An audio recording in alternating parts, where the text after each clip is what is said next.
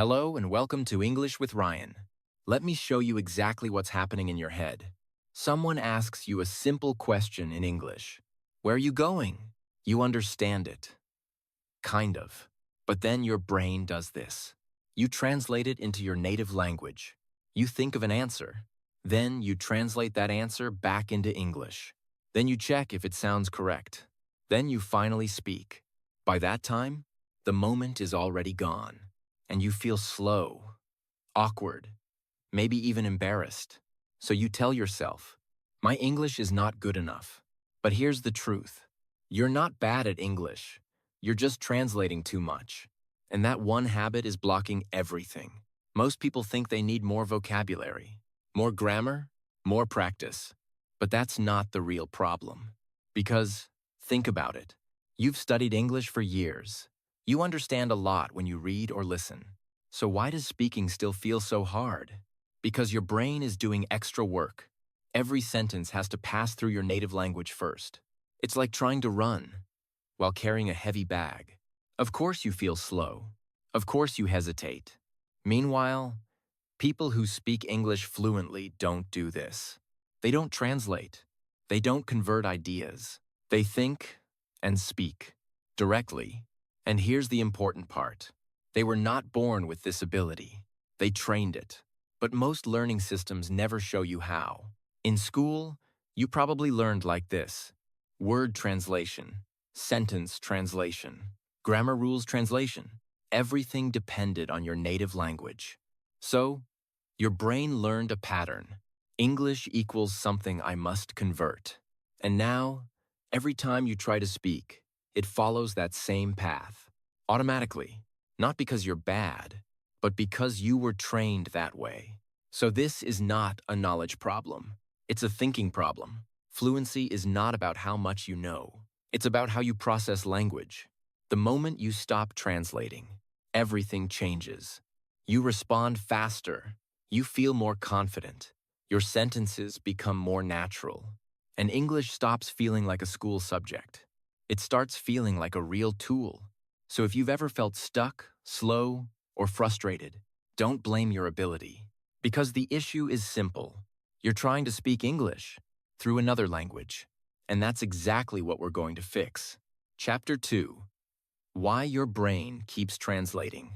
So, if translating is the problem, the next question is obvious. Why does your brain keep doing it even when you know it slows you down? Why can't you just stop? Because this isn't just a habit. It's a system your brain has been building for years. From the moment you learned your first language, your brain created strong, direct connections. A word wasn't just a word. It was connected to images, sounds, emotions, and experiences. When you hear a word in your language, you don't think about it. You don't translate it. You just understand. Instantly. That's because your brain uses a simple pathway. Word. Meaning. But when you learned English, something very different happened. Instead of building a new direct pathway, you were taught to rely on your native language. So your brain created a longer process. English native language. Meaning, at first this makes sense. It helps you understand. It feels safe. But over time, this shortcut becomes a dependency. And now, every time you hear or speak English, your brain automatically goes through that extra step, even when it doesn't need to. That's why it feels so hard to stop, because your brain is not trying to make things difficult. It's trying to be efficient based on how it was trained. There are 3 main reasons this system becomes so strong. First, the way you learned. Most people study English through translation. Vocabulary lists with meanings. Grammar explained in your own language. Exercises that ask you to convert sentences back and forth. So your brain never learns English on its own. It always connects it to something else. Second, your need to be correct. When you speak, your brain wants to avoid mistakes.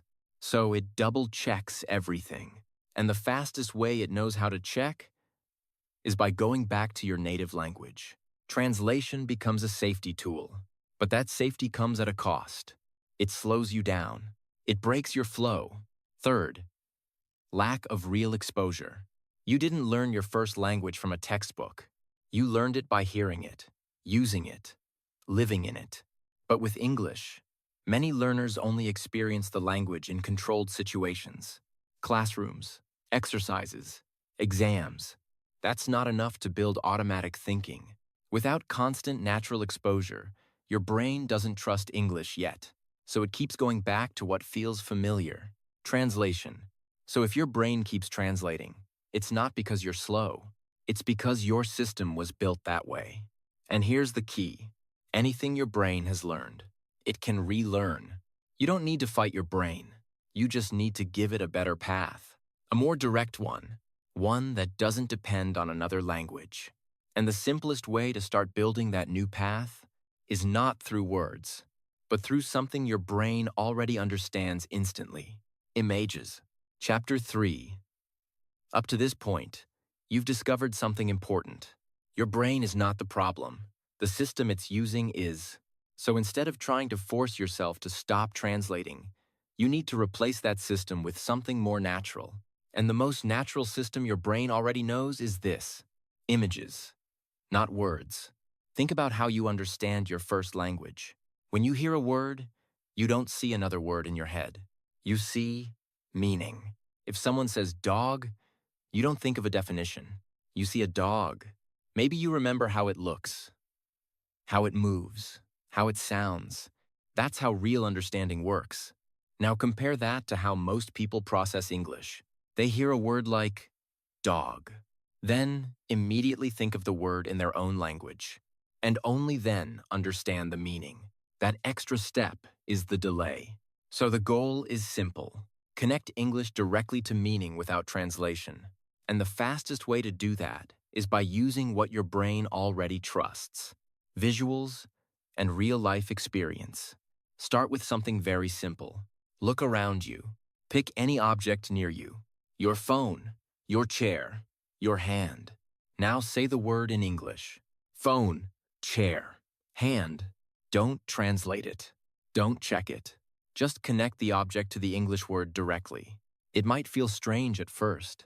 That's normal, because you're breaking an old habit. But this is exactly how you build a new one. Now go one step further. Add simple descriptions.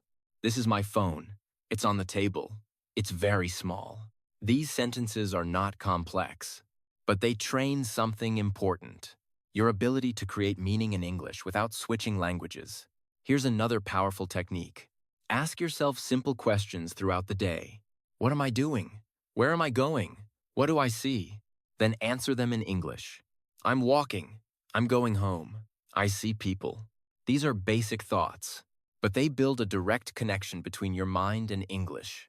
No translation, no delay, just expression. And here's something important. You don't need perfect words to do this. If you don't know a word, simplify. Instead of stopping, say something easier. Fluency is not about using difficult vocabulary. It's about keeping your thoughts moving. Because language is not made of words. It's made of ideas. And ideas don't need translation. They need expression. At first, this process will feel slow. You might pause more than you expect. But that's not failure. That's training. Every time you choose to think in images instead of translating, you're building a new pathway in your brain. A faster one, a more natural one. And once that pathway becomes strong enough, English will stop feeling like something you have to think about and start feeling like something you just understand. Chapter 4. Build a direct English vocabulary system. At this stage, you've started changing how you think. You're no longer depending completely on translation. You're beginning to connect English with images and real situations. But then a new challenge appears. You want to express something, and you don't have the word. So what happens? You go back to your old habit. You search for the word in your language. You translate it. You try to remember it. And without noticing, you rebuild the same system you're trying to escape. So the real question is, how do you learn new words without falling back into translation? The answer is this: you don't learn words alone. You learn them through use. Most learners treat vocabulary like a list. One word, one meaning. But real language doesn't work like that. Words are flexible. They change depending on context. Take a simple word like run. You can say, I run every morning. The car is running. The meeting is running late. Same word, different meanings. If you memorize one translation, you limit your understanding. But if you see how the word works in different situations, your brain builds a deeper connection. So instead of asking, what does this word mean in my language? Ask, how is this word used in real life? That shift changes everything. Here's how to build your vocabulary the right way. First, always learn words with sentences, not isolated words, sentences. For example, instead of learning busy, learn, I'm busy right now. She's too busy to talk. Now you understand how the word behaves. Second, keep everything inside English. If you don't understand a word, try a simple explanation in English. For example, exhausted equals very, very tired. No translation needed. This keeps your brain in the language. Third, connect words to real experiences. When you learn a word, don't just read it. Imagine it. Feel it. Link it to something in your life. The stronger the connection, the easier it becomes to remember and use. Fourth, learn by situation. Group words by real-life moments. At work, at home, with friends. Because in real conversations, words don't appear alone. They appear together, and your brain remembers better when things are connected. Now here's something important. You don't need a huge vocabulary to speak well. You need a small group of words that you can use quickly. Fluency comes from access, not quantity. So instead of trying to learn everything, focus on using what you already know. Repeat it. Use it daily. Say it out loud. Because vocabulary is not something you store in your memory. It's something you activate in real time. And when you build your vocabulary this way, through context, experience, and usage, you no longer need translation to support you. You begin to think and respond directly, naturally, without hesitation. Chapter 5. From words to thoughts. Now you've reached a critical point. You're no longer relying on translation. You're learning vocabulary through real usage. But something still feels incomplete. You know words. You understand meanings. Yet when you try to speak, your sentences don't come out smoothly. You pause. You hesitate. You build everything piece by piece. That's because your brain is still working too hard to construct sentences. So here's the next shift. Stop building sentences word by word. Start thinking in patterns. Most learners try to speak like this. I want to go to the store. Each word is chosen separately. Each part is checked, and that slows everything down. But fluent speakers don't do this. They don't build sentences from zero every time. They use ready-made structures, patterns that are already familiar. For example, I want to, I'm going to, I think, I don't know. These are not just phrases. They are complete thinking tools. When you use them, you don't need to think about grammar rules. You don't need to organize every word. You just complete the idea. I want to eat. I want to leave. I want to learn. Same structure, different meaning, fast and natural. This is how your brain saves energy. Instead of building, it reuses. And that's exactly what fluency needs. Now here's something important. You don't need complicated sentences. You need clear and fast sentences. Many learners try to sound advanced. They search for better words, more complex structures, but that usually slows them down. Instead, focus on simple patterns you can use instantly. Here's a practical way to train this. Choose a few core patterns. I think, I feel, I need to, I'm trying to, it's important to. Now use them again and again, throughout your day, in different situations. I think this is good. I feel tired today. I need to finish this. You're not memorizing. You're building automatic responses. And over time, your brain starts recognizing these patterns as complete units. not separate words. That's when speed increases. That's when speaking feels easier, because you're no longer creating language. You're using it. Now, here's the key rule. Don't wait to be perfect before you speak. If you wait, you go back to thinking too much. If you speak early, you build flow. And flow is what creates confidence. Because once your thoughts can move freely, English stops feeling like something you have to assemble and starts feeling like something that simply comes out. At this point, you've built a strong foundation. You can think in simple English. You can use patterns instead of building sentences from scratch. But there's still one invisible force slowing you down.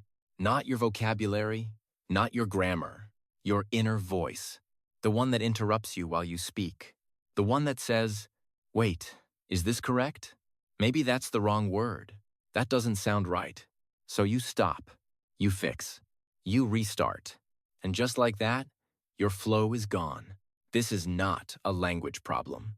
This is a control problem. You're trying to control every sentence before it's even finished. And that's what creates hesitation. Because the moment you focus on being correct, you stop focusing on expressing your idea. Think about how you speak your first language. You don't plan every sentence. You don't check grammar in your head. You just speak. Sometimes it's not perfect, but it's natural. And more importantly, it's fast.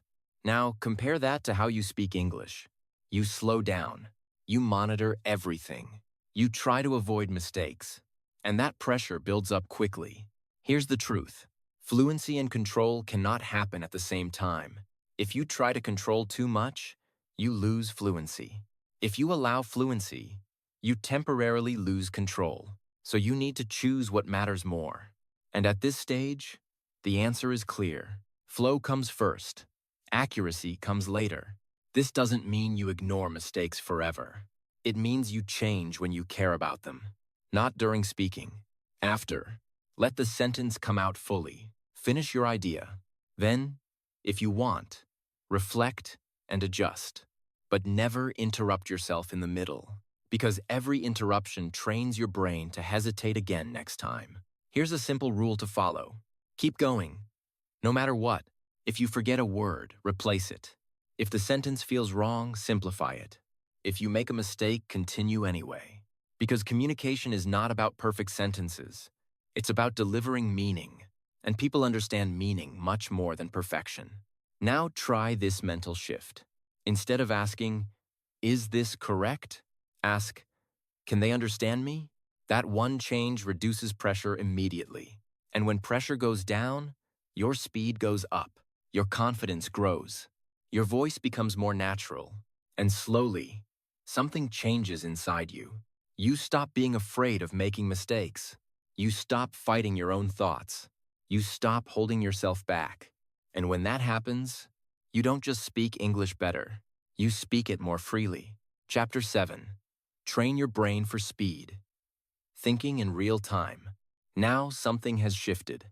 You're no longer afraid to speak. You're no longer stopping yourself to fix every mistake. But there's still one final layer to build. Speed. Because even if you can think in English, if your response is slow, conversations still feel difficult. There's a gap, a small delay between understanding and speaking, and that delay breaks the rhythm of communication. So the goal now is simple. Train your brain to respond instantly, not by thinking more, but by removing the time your brain uses to prepare. You do this by creating situations where thinking slowly is not an option. One of the most effective ways is this: immediate repetition. You hear English and you repeat it right away. No pause, no analysis, no waiting to fully understand. For example, you hear, "I need to finish this today." You say it immediately, even if you're not 100% ready. This forces your brain to process English at natural speed, not at study speed. At first, it feels fast, maybe uncomfortable, but that's exactly what builds real-time thinking. Now, combine this with another powerful habit: constant internal speaking. During your day, keep a quiet voice in your head in English. Not full conversations, just simple thoughts. "I'm tired. I need coffee. This is interesting. These thoughts may seem small, but they train something critical: the ability to turn feeling into language instantly, without delay, without translation. Then you push it further. You stay in English even when it's hard. If you don't know a word, you don't switch languages. You describe it. You go around it. It's something you use for. You keep the flow alive. Because every time you switch back, you reset your speed. But every time you stay, you build momentum. And momentum is what creates automatic thinking. Now, here's the key. You don't need long practice sessions. You need frequent moments of fast thinking. Short, repeated, daily. Because your brain adapts to what it does most often. If you think slowly, it stays slow. If you push speed regularly, it adjusts. And over time, you stop preparing sentences. You stop searching for words. You just respond, naturally, in the moment, without effort. And that's when English stops feeling like something you manage and starts feeling like something that simply happens. Chapter 8. Make it natural. Turn English into your second nature. At this point, you've changed the way you use English. You're not translating anymore. You're thinking more directly. You're speaking with less fear and more speed. But there's one final question. How do you make sure this doesn't disappear? Because many learners improve for a short time, then slowly go back to old habits. Not because they forget, but because they stop using the system. So the goal now is not to learn something new. It's to make what you've built permanent. And that comes down to one thing: consistency in real life. Not long study sessions, not intense effort, but daily contact with English. In small, simple ways. Because language becomes natural when it becomes part of your routine, not something separate from it. So instead of asking, when should I study English? Start asking, how can I live with English today? It can be very simple. Think in English while doing normal activities, while walking, while eating, while waiting. Just small thoughts. I'm tired. I need to go. This is good. These moments seem small, but they build continuity. And continuity builds habit. Another important step is input. Surround yourself with English, but in a way that feels natural. Listen to content you enjoy. Watch videos you actually like, not because you have to learn, but because you want to understand. This changes your relationship with the language. It becomes something you experience, not something you study. And here's something important. You don't need to understand everything.